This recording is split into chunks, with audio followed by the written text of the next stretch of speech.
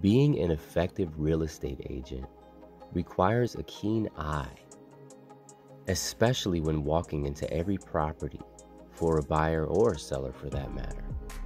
But it is only with some experience and knowledge of specific loan types with respect to their requirements that you can identify possible areas that could prove an obstacle in the future.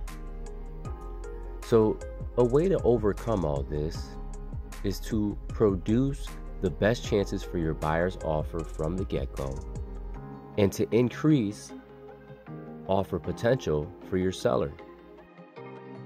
So by committing your time to walk all areas of the home before listing to identify and discuss possible areas of repair that best satisfy all loan types would be the best rule of thumb.